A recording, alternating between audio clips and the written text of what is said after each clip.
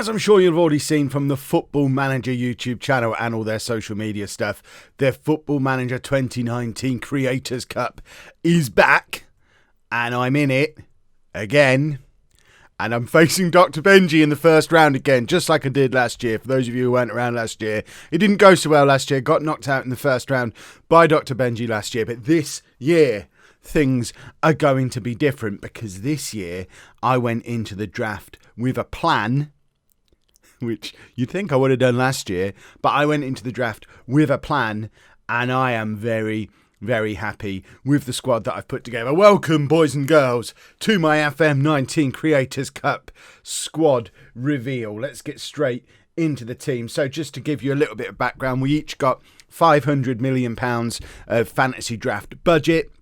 There was 8 of us. I think I had 3rd or 4th pick on the first round, and then it obviously carried on going through in order there. And I was absolutely flabbergasted, being 3rd or 4th pick, that when it did come round to me, that my star man was still available. I was able to pick up Neymar.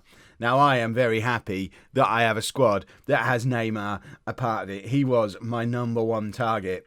But not only have I managed to pick up Neymar, look at the state of the front four that he's part of. I don't know what everybody else was playing at. I genuinely think the rest of them may as well just give up and go home, because I have a front four of Neymar, Dybala, Bale and Timo Werner up front. Now, to me, ignore these ratings and things. I've been doing practice games. There you go. I played Aldovisi v... Should we have a look at the result? It didn't go very well, I don't think. Just a 1-0 win. That doesn't bode particularly well. Don't worry, I'll be practicing plenty more before the tournament gets up and running. But the important thing was we had star performances from Neymar and Dybala, so they play well in this system. Our success is going to be based on the success of that three, really. That's where a bulk of my money went, I think. No, in fact, we can have a look at their prices on here, because I think this is their fantasy draft prices. So that front three behind Werner, I've spent, 81, 160.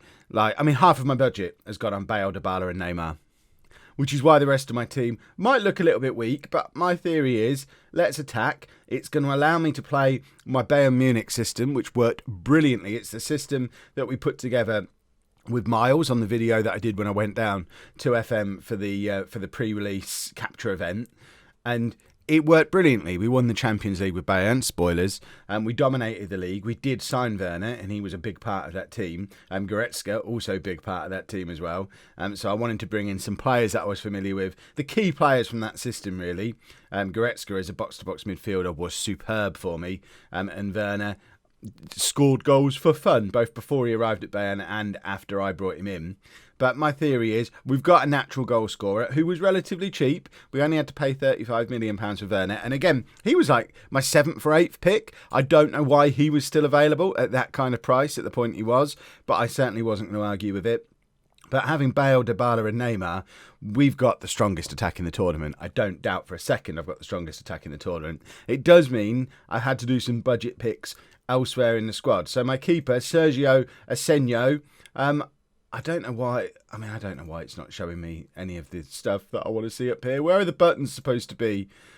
That's him. Anyway, I don't know why. I think what's happened is I've put my kits, both colours on my kits as black, so all the bits that change depending on what your team is are a little bit broken, because I'm an idiot. Blame me for this. And we've got Asenio as one option in goal. Our other option is Petr Cech. I'm not sure who my starting keeper is going to be yet. One of the reasons I'm playing practice games is to give them both an opportunity to play. Cech was an absolute steal, absolute bargain. Asenio spent a little bit more on, so I'm probably more inclined to play him.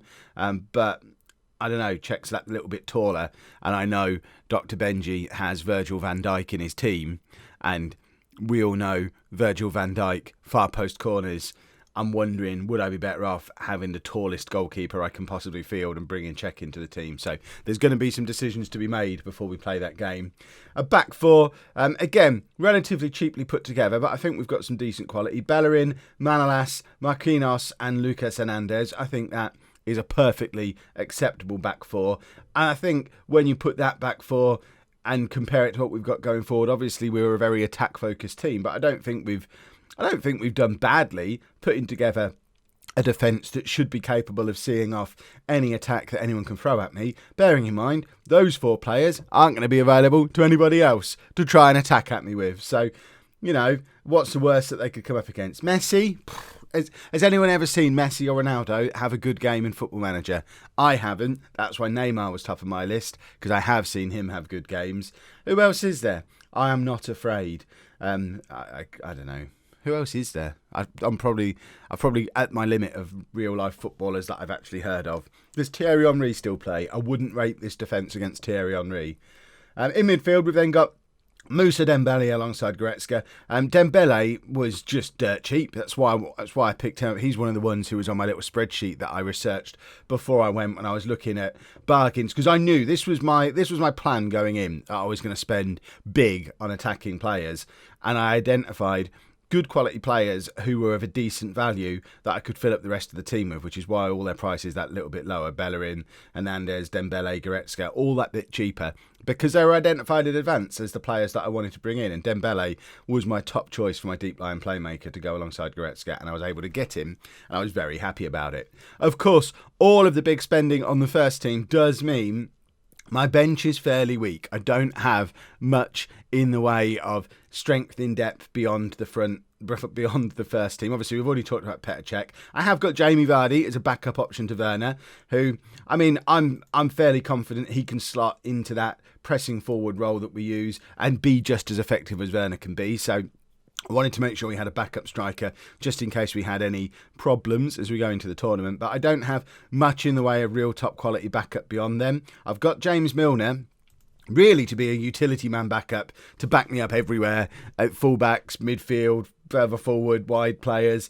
Milner's going to be able to play in any of those positions for me, so he's going to give us cover at left back, at right back, central midfield, anywhere in that 3 behind Werner. James Milner can drop in. So that was and he was cheap, which was my reason for bringing him in. Raul Albiol is another centre-back option. He's not going to be my first choice starter ahead of Manolas and Marquinhos, but if we do get an injury to either of them, he can slot into that position. My big area where I don't really have much in the way of real quality backups is to the big 3 that I spent all the money on. If we get an injury or a suspension to Bale, Dybala or Neymar, we could potentially be in trouble, because all we've got as backup in those positions are Isaac Success, who can play anywhere across that 3, but obviously not at the same standard as those 3 players. And George Boyd, who apparently is a wing-back these days, but he's the best player I've ever seen play in real life. I can't imagine a fantasy draft team that doesn't have George Boyd a part of it. Peterborough United legend, who can obviously play left wing, right wing, in behind the striker.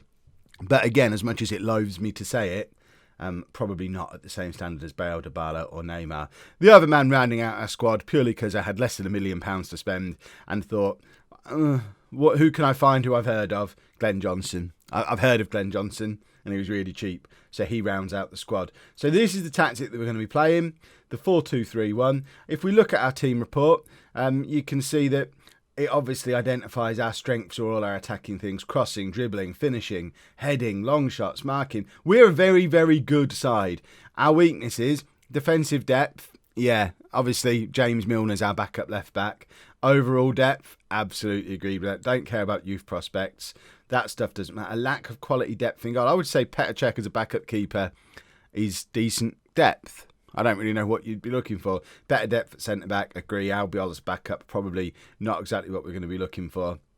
Our goalkeepers are quite eccentric, goody, and have a tendency to punch the ball. We're not going to worry about that. We're going to focus on our strengths. We've got a lot of players who got 10 potential right-wing options. I say we've not got much. But the thing is, if we actually... Can we click into that in more detail? I don't know what's actually available to us in this version of the game. So if we do have a look at what we've got as the depth there, although we've got 10 players who can play there, Bale's the only one who can do it properly. Neymar could go across, Milner could, Dybala could, Vardy could, but none of them are real top quality. It really does fall off a cliff once you go past those starting 3. So we just need to make sure that we don't pick up any injuries there. Or left back, really.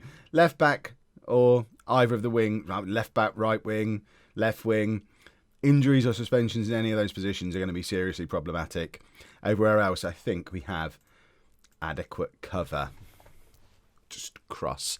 I can't lose to Ben 2 years in a row. Those games are actually taking place tomorrow as well. So the first leg is going to be on my channel. I'm the home team. So the first leg, me against Dr. Benjy, is going to be 11 o'clock on this channel tomorrow morning. It's actually going to be an hour before I start my 24-hour charity live stream. So you get the opportunity to watch me stuff Ben, and then watch me raise loads of money for the National Autistic Society, which will be awesome. And then the second leg of that's going to be on Dr. Benjy's channel, 6 o'clock tomorrow. So midway through our charity stream, and we can all celebrate together when we knock him out of the tournament and get revenge. The redemption story is on, boys and girls. He doesn't know what's hit him. He's preparing for the Kev of last year. He doesn't realise I came in with a plan. I had a spreadsheet. I have tactics. It's going to be the year of Kev. Boys and girls, make sure you are back tomorrow morning, bright and early, 11 o'clock. I'm tempted to even do it as a YouTube premiere. Depends if I'm awake. I might be planning on sleeping right up until 5 to 12 before I start my stream. But if I'm awake and at my desk, we might even premiere it. But hopefully I'll see you all there.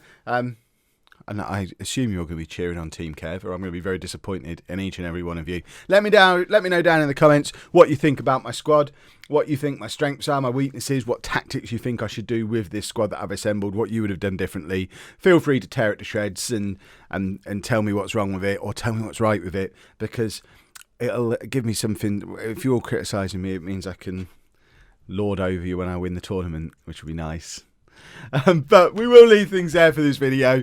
If you have enjoyed it, please make sure you leave a nice big thumbs up on there for me. Subscribe to the channel for daily Football Manager videos. Make sure you're back 11 o'clock tomorrow morning.